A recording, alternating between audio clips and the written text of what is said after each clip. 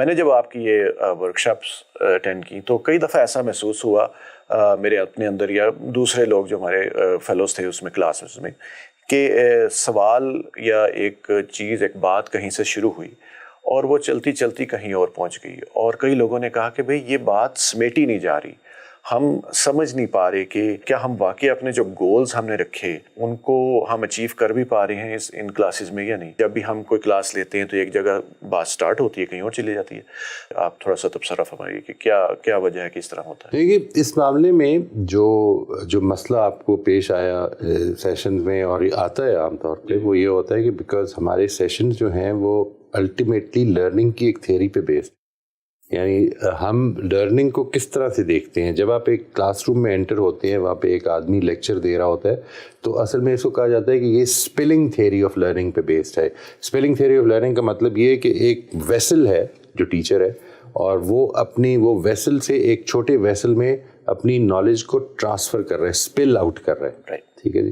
یعنی I think that this is not a very effective way of learning. Learning basically is not some thing, ہم جب کوئی چیز سیکھتے ہیں تو یہ ہمارے باہر پڑی ہوئی چیز نہیں ہوتی جس کو ہم سیکھ رہے ہوتے ہیں، بلکہ ہماری اپنی ذہن کی کنسٹرکشنز ہیں جو بن رہی ہوتی ہیں۔ یہ کنسٹرکٹیوسٹ اپروچ کہلاتی ہے۔ کنسٹرکٹیوسٹ اپروچ یہ ہے کہ انسان کی جو لرننگ ہے وہ بیسیکلی ایک مکمل ہولسٹک ویو میں دیکھی جائے گی کہ وہ کس طرح سے اس پوری سچویشن کو کنسٹرکٹ کر رہا ہے۔ اگر آپ نے آج ایک نئی چیز سیکھی ہے تو آپ کی ایگزسٹنگ نالج کے ساتھ وہ کدھر فٹ ان ہوگی۔ اس سب پروسیس کو چلانے کے لیے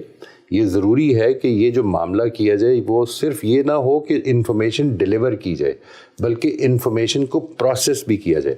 اب چونکہ جو لوگ موجود ہیں وہ مختلف بیک گراؤنڈ سے آئے ہوئے ہیں، مختلف ان کی ایجز ڈفرینٹ ہیں، ان کے کلچرز بھی کئی دفعہ ڈفرینٹ ہوتے ہیں، تو وہ اپنے اپنے ایسپیکٹ سے معاملے کو آگے لے کے چلتے ہیں، اور کئی دفعہ اس کے نتیجے میں بات جو ہے وہ فروئی معاملات میں بھی چلی جاتی ہے اور پھر ڈائیورٹ بھی ہو سکتی ہے۔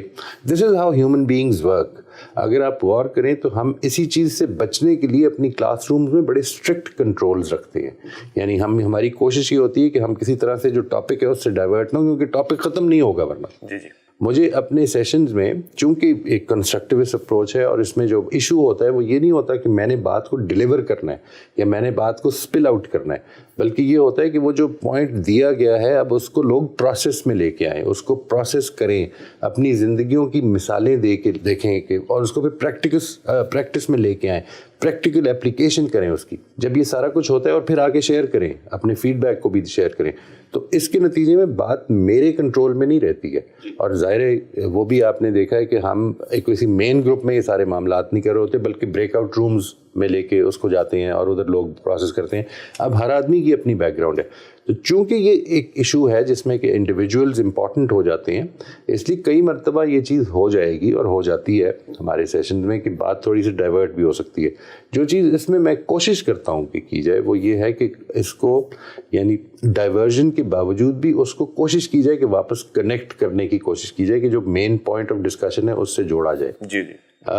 لیکن انسان ہے جی، اور یہ میں آپ سے عرض کرتا ہوں کہ learning is basically an organic process. یعنی اگر آپ نے اس کو بہت زیادہ کنٹرول کرنے کی اور بہت زیادہ ریگولیٹ کرنے کی کوشش کی تو ایک میکینیکل پروسیس بن جائے، وہ ایک انڈسٹریل پروسیس بن جائے گا، نہ کہ وہ آرگینک پروسیس رہے گا۔ آرگینک پروسیسز جو ہیں اس کے اندر کچھ ویسٹیج بھی ہوتی ہے، اس کے اندر کچھ چیزیں جو ہیں وہ